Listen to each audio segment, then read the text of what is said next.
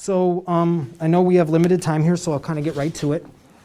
The last time you did an interview regarding the protest stuff, you said that you were not exactly aware of the gang protest charges. So what were you aware of? Great question. And believe me, I wish I could answer with all candor, but we have pending litigation. And due to the pending litigation, I'm limited on what I can say, unfortunately. I want to make sure that both parties get their due process and day in court.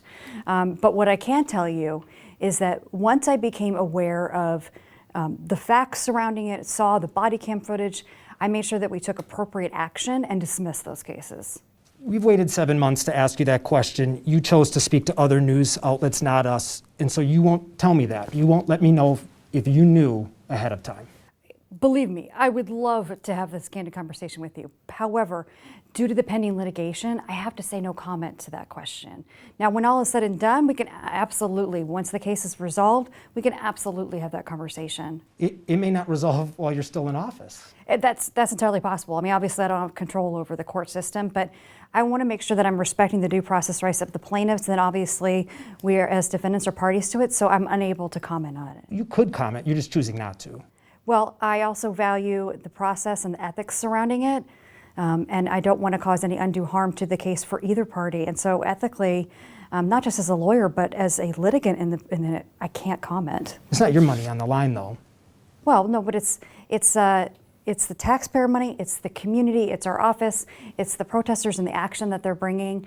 And so I have to make sure that I'm mindful of that and respect the process and not run afoul of court orders. I mean, you've run out the clock on me now, so you don't ever have to answer my question on this pretty much. I'm just being honest. Oh, well, believe me, like I said, when it's all said and done, I would welcome the conversation. I honestly would. What I'm going to ask is next, you probably will choose not to comment on, but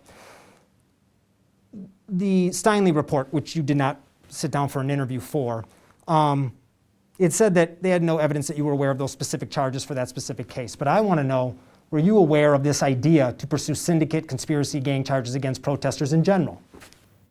Well, I mean, the general answer that I've given before is no. And again, my gosh, I so want to be able to answer your questions better. But again, out of respect for our judicial process and the people involved, ethically, I have to say no comment. I mean, the public's going to hear you say for the respect of the judicial process and ethics, and they're going to say everything that happened in this case is an affront to everything you just said.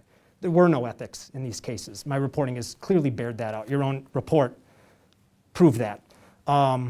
These people that are now suing you, they were harmed by malicious prosecutions. So, I mean, I don't think they would agree that you're protecting their interests at all. It's just, we waited 7 months. We were patient. We let it play out. You said you wanted that so you could answer us fully and completely. And now we're here, and you won't. Well, you know, and again, it's unfortunate that we can't have a candid conversation about it and that we're even at this point. You know, what I can tell you is a couple of things. First, once I became aware of all the facts and viewed the body camera footage, I took decisive action and did what was right and dismissed them. Now, the prosecutor that brought those charges is on administrative leave. And we also are cooperating fully with the State Bar of Arizona on those claims as well. So we have taken steps to remedy in that process. So if you say, or if you've said you didn't exactly know or you didn't know, either generally about this idea or this specific case, there are people in your office right underneath you, Tom Van Dorn, others, who knew for at least a month leading in and you weren't informed. Why should we have any trust in them whatsoever? You know, and I don't know where Director Tom Van Dorn comes into this because he doesn't supervise cases. So no, let me stop you. On September 20-something, he sent an email. At some point in mid-September, he sent an email directing staff to work with PPD to explore syndicate and conspiracy charges. That happened. I'd have to look at that email. No, it did. Okay. So you're not aware of that? No, it's not that I'm not aware of it. It's in the Steinle report. Sure, and I just want to be able to have all the information in front of me to be able to give you a solid answer that is meaningful to you.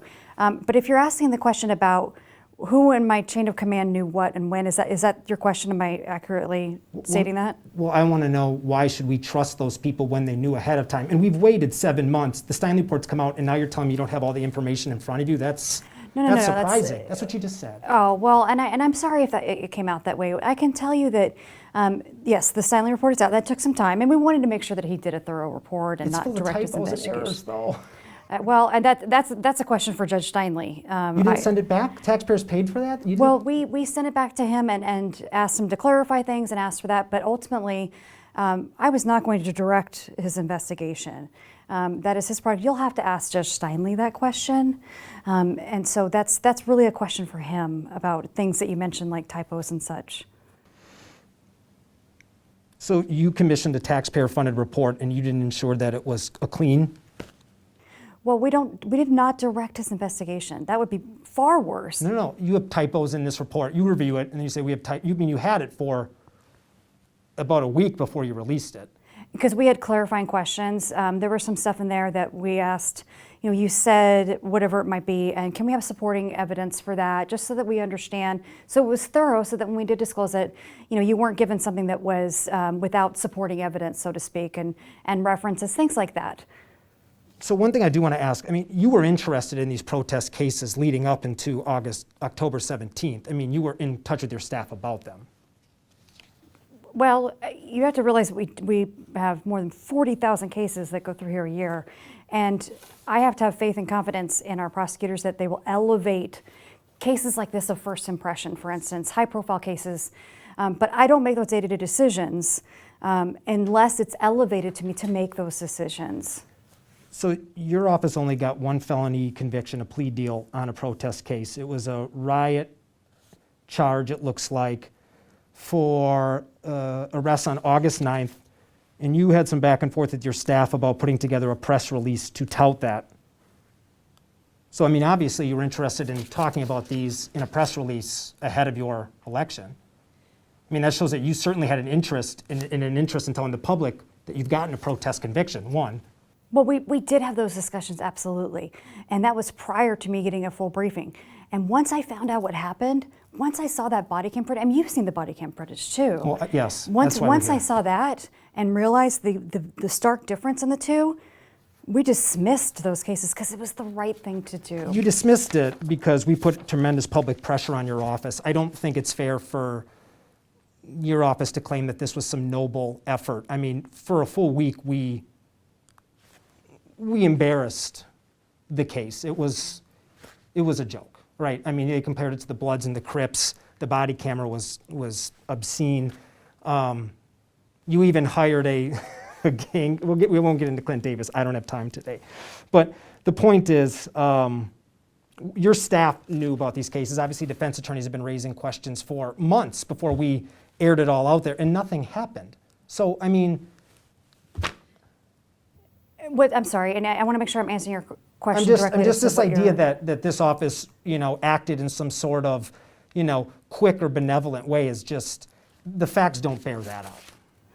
Well, and certainly, look, you're entitled to your opinion on that. I can tell you that we sat in this room right out here, actually, with our senior leadership and the assigned prosecutor and the police officer that you mentioned were present, and they made their presentation to us.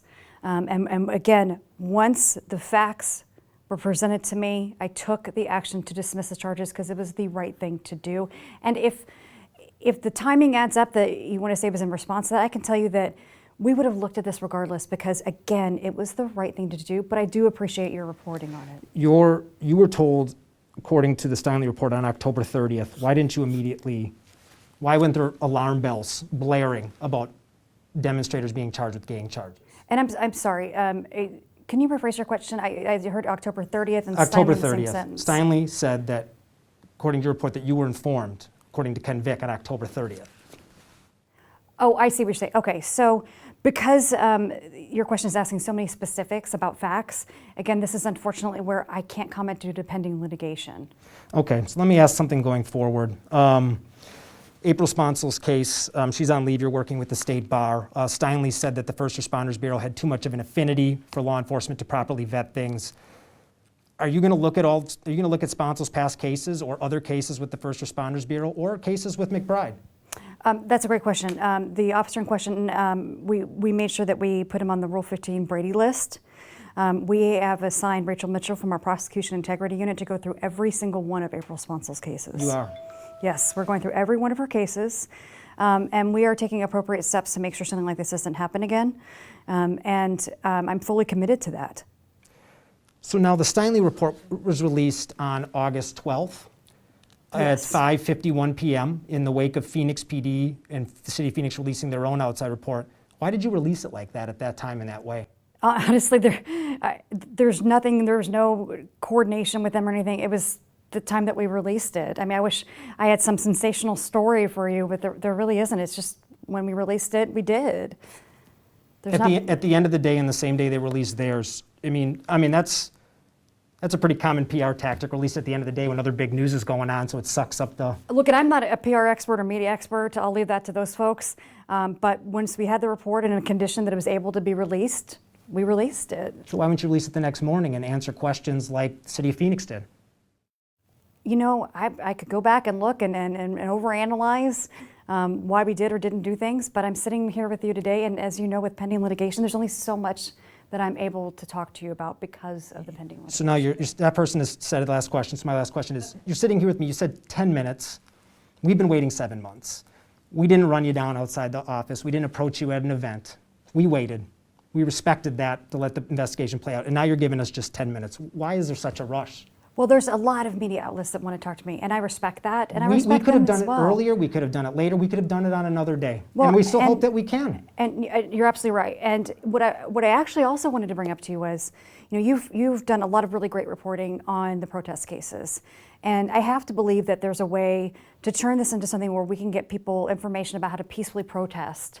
And so perhaps there's a way we could work together in the future on that, because I think that's an opportunity. No, we're not going to participate with your office in any way that's beyond ethical or appropriate, especially given what's happened in this case. That's trying to spin something that was very corrupt and make it something positive. We won't be a part of that. Are we done? Yeah. All right.